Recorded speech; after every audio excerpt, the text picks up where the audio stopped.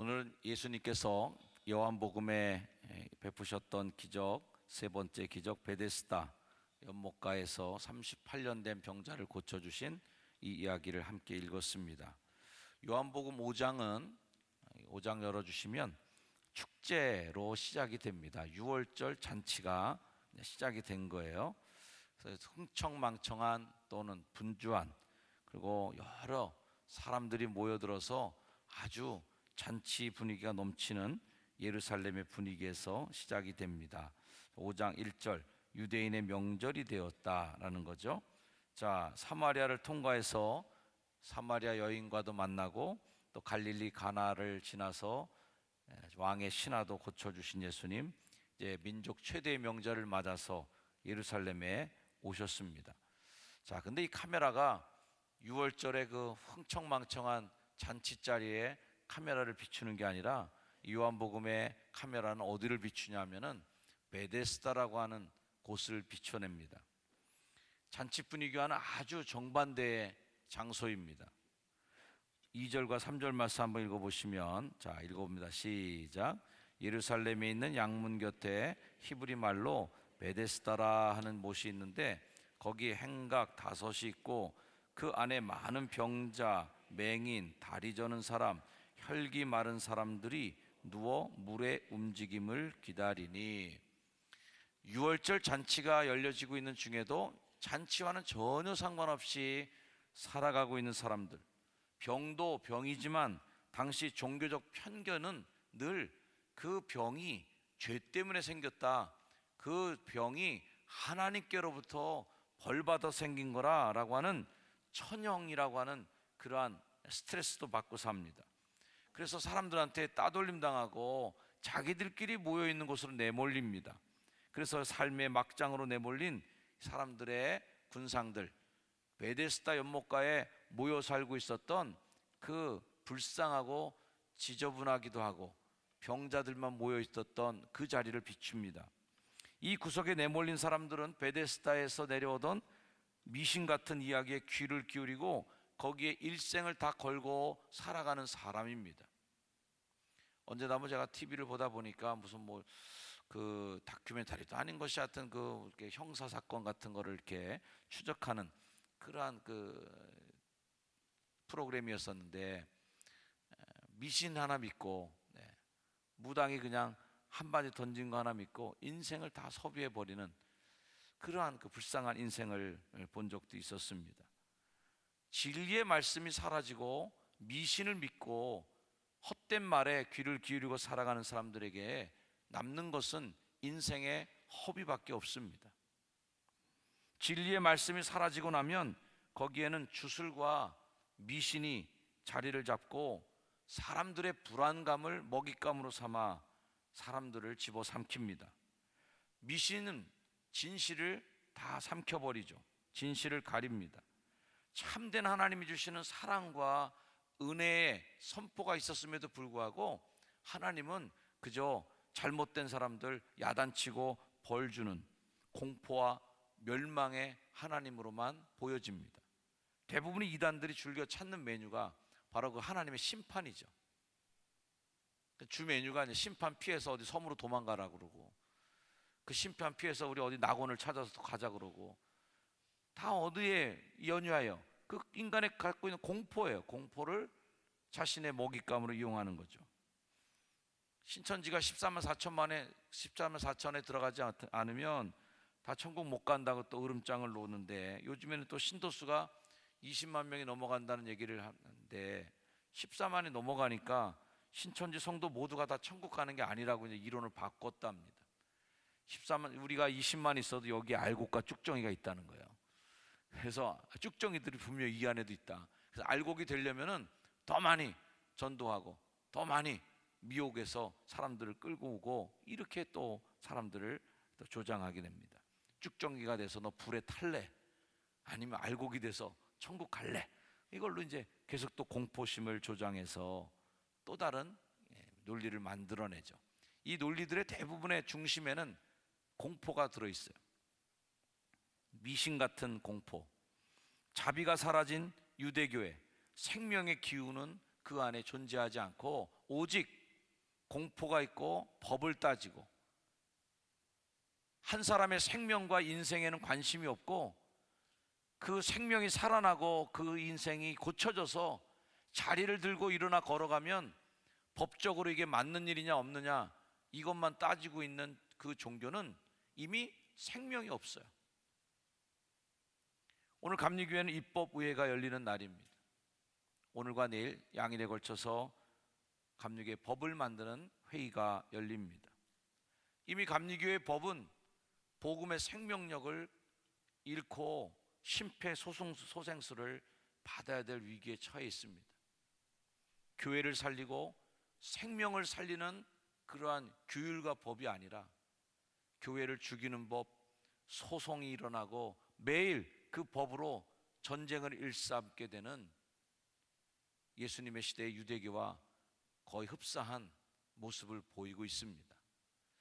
은혜는 거기서 어떻게 자리를 잡을 수 있을까? 거기에서 어떻게 생명의 물은 흘러나갈 수 있을까? 고민이 되는 것이죠.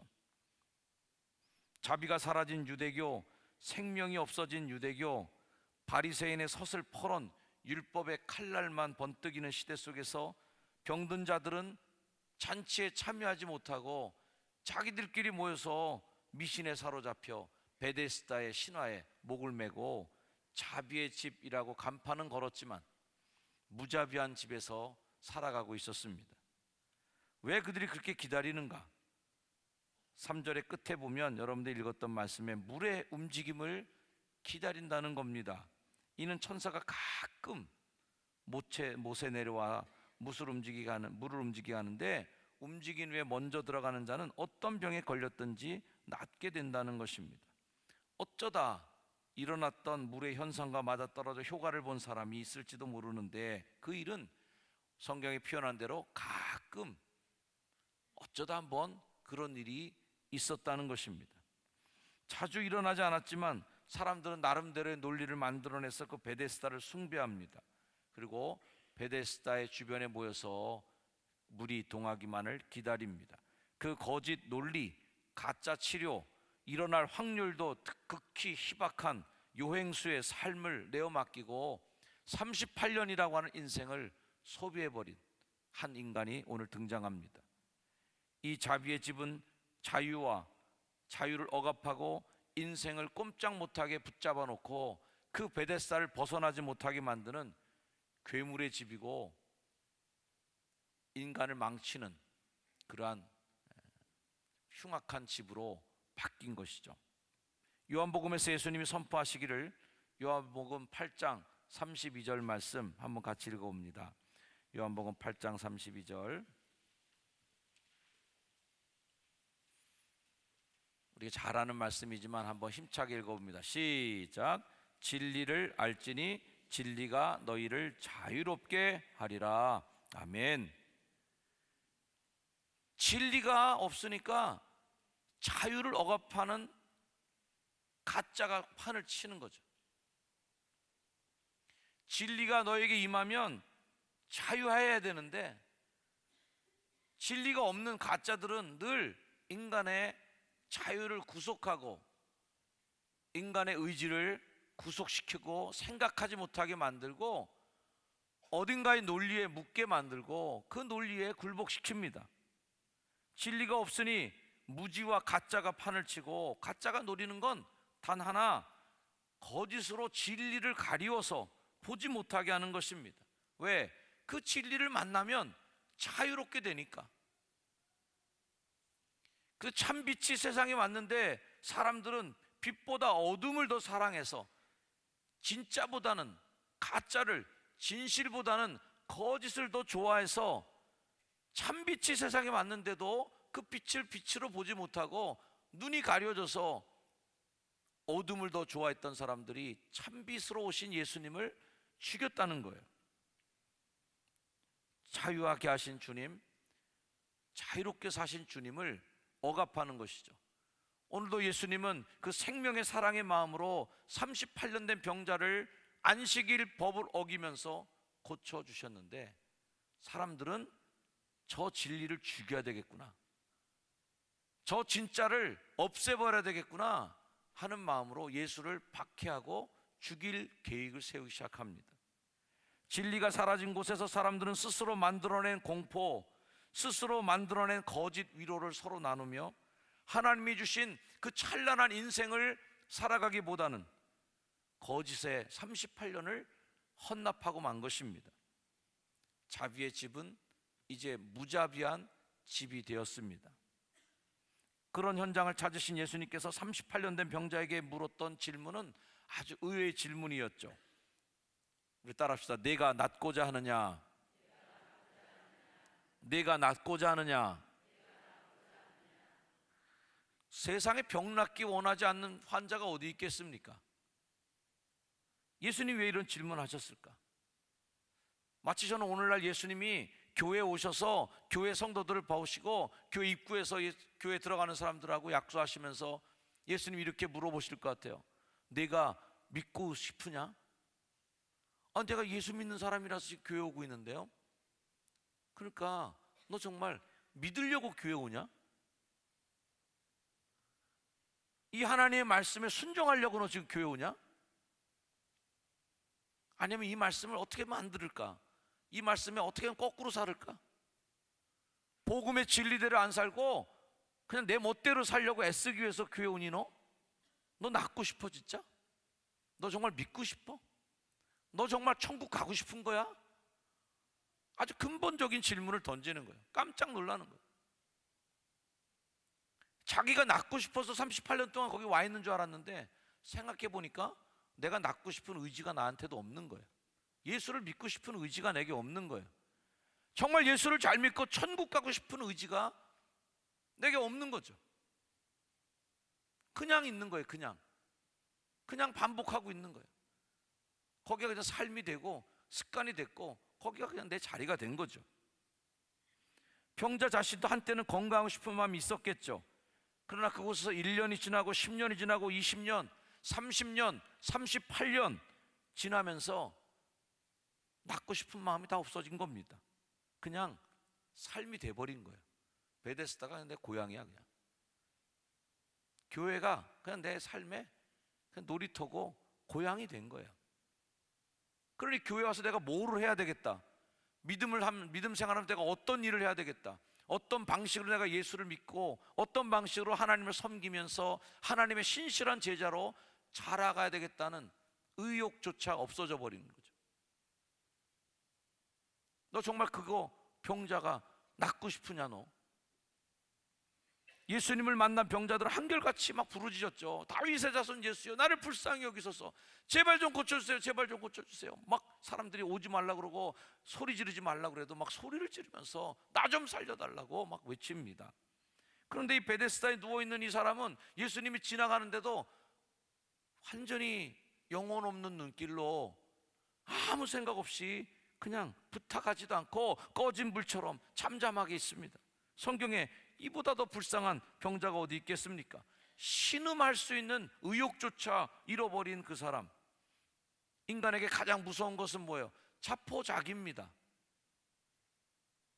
자기도 자기가 뭘 하고 싶은지를 모릅니다.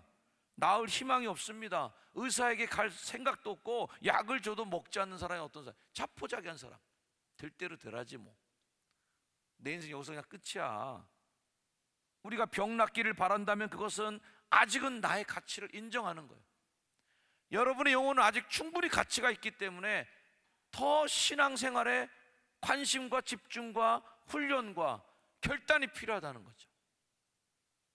내 영혼에 대한 걱정이 하나도 없어진 사람, 내 영혼이 어떻게 될지에 대한 관심조차 없어져 버리면 내 믿음 생활에 대한 자포자기가 일어납니다.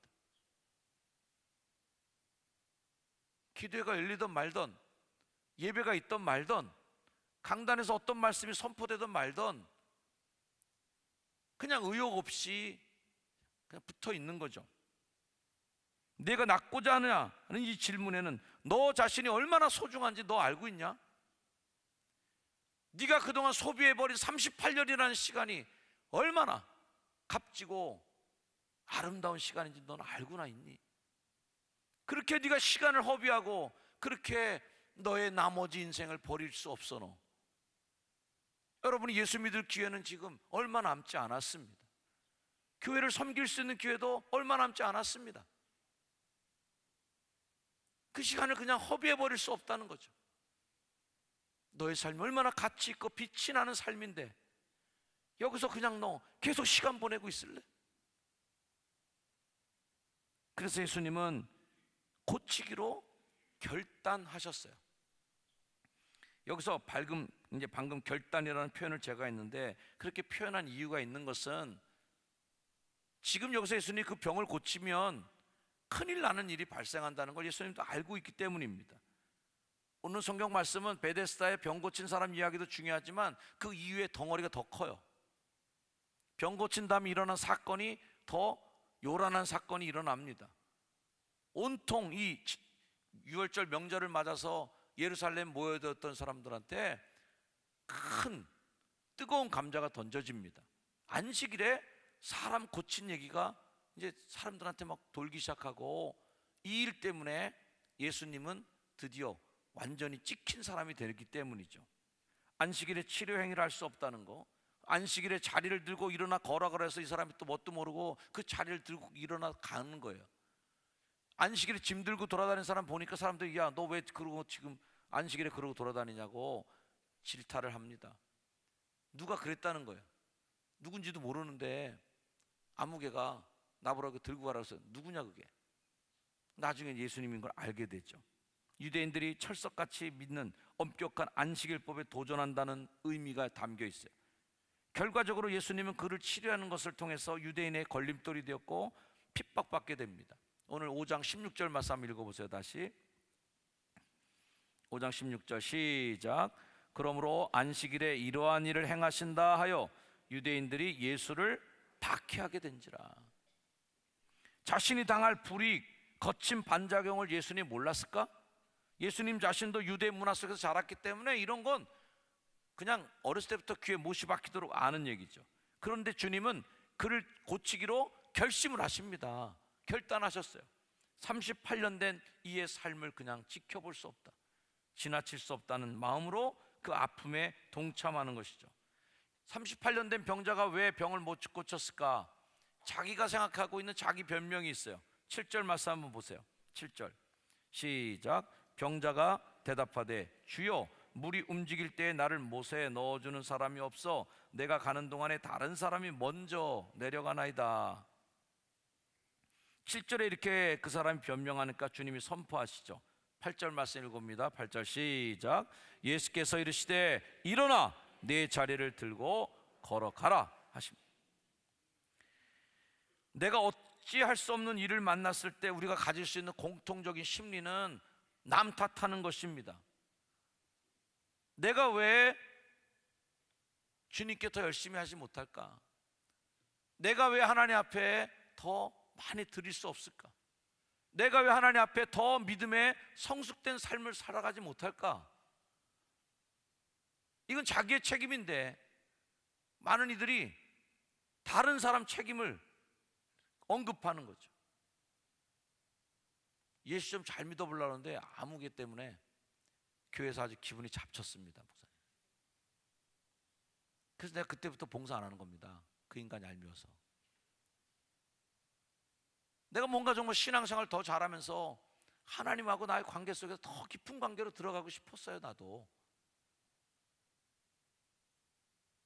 근데 어떨 때는 목사님이 미워질 수도 있고 교회 장로님이 얄미울 수도 있고 속장님이 얄미워지고, 그래서 이런 핑계 때문에 나를 그 물에다 집어 던져주는 사람이 없고 나보다 먼저 뛰어가는 사람이 있고 뭐 이런 것 때문에 난 기분 나빠서 나 그때부터 안 하기로 작정했습니다. 병이 안 낫기로 난 작정했습니다. 그래서 결국 누가 손해났어요? 그 핑계는 우리를 스스로 망쳐나가는 것입니다. 소중한 내 인생이 허비되고 있는 것입니다.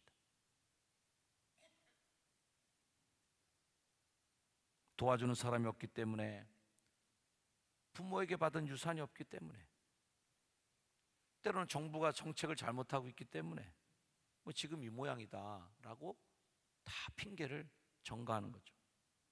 그런 38년 된 병자에게 천둥 같은 음성이 들리는 것은 네 자리, 네가 책임지고 걸어가라. 네 자리 들고 일어나라. 네가 책임져야 된다. 38년 동안 네가 기대 살았던 그 침대 네가 들고 일어나 걸어가라는 거예요. 내 몸도 제대로 움직이지 못하는데 일어나긴 뭘 일어납니까? 게다가 내 몸도 가누기 힘겨운데 자리까지 들고 가야 되는가?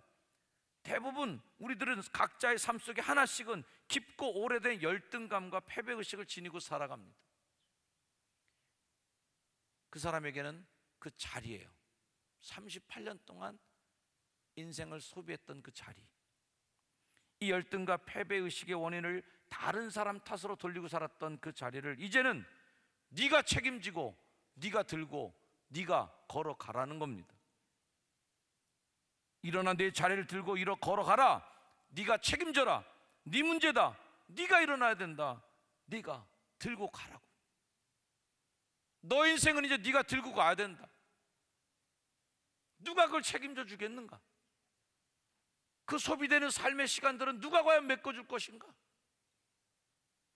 주님 다시 배울 날이 날로 다가오고 있는 우리 인생의 삶의 시간이 얼마 남지 않았는데 누가 그 소비된 시간들을 책임질 수 있겠는가? 주님 자신의 생명을 던지면서까지 결단하시면서 모든 불이익을 다 감당하기로 마음에 결정하시고 그 한 생명의 삶의 생기를 풀어넣어 주셨어요. 거짓 미신에서 벗어나 너 이제는 살아나야 된다. 보네포 목사님의 저서의 제목을 인용하고 싶어요. 하나님 없이 하나님 앞에. 이 말은 좀 뉘앙스가 말장난 같은 말이기도 합니다. 하나님 없이 하나님 앞으로 나가야 된다. 우리는 하나님이 도와주지 않아서 이게 안 된 겁니다. 하나님이 도와주지 않아서 제가 갈 수가 없습니다. 하나님이 도와주지 않으니까 드릴 수가 없습니다. 하나님 탓할 때도 있습니다. 그러나 우리의 의지를 동원해서 하나님 없이 하나님 앞으로 갈 때 하나님은 기적을 일으켜 주시는 거예요. 다 해놓으신 다음에 다 보고 나서 확인하고 아유 하나님이 다 해놓으셨네요. 보니까 광야인 줄 알았더니 아주 신장로가 열렸네 벌써. 하나님 다 준비해 갖고서 물을 터뜨려 놓고 있네. 그게 아니죠. 뭔지 모르고 나가는 거예요. 가다 보니까 물이 터지고 가다 보니까 만나가 떨어지는 거죠. 하나님 없이 나아가다가 만나는 고난과 가로막히는 홍해를 건너게 되는 것입니다. 우리는 우리의 인생의 자리를 들고 걸어가야 되는 인생입니다. 여러분의 삶을 책임지고 걸으십시오. 그럴 때 하나님이 등 뒤에서 도와주시고 여러분의 질병과 삶의 문제 38년 동안 해결되지 않았던 그 문제일지라도 우리 스스로가 일어날 수 있는 힘을 주시고 이 기도의 주제처럼 내 배에서 생수의 강이 흘러나오리라. 이 생수의 강은 그냥 남이 주는 것이 아니라 누가 퍼다가 부어주는 게 아니라 내가 내 속에서 터져나오는 샘물 같은 것이죠. 이 새벽 기도 시간을 통해서 그 물이 여러분 인생 가운데 터져나오는 복을 누리기를 주의 이름으로 축복합니다.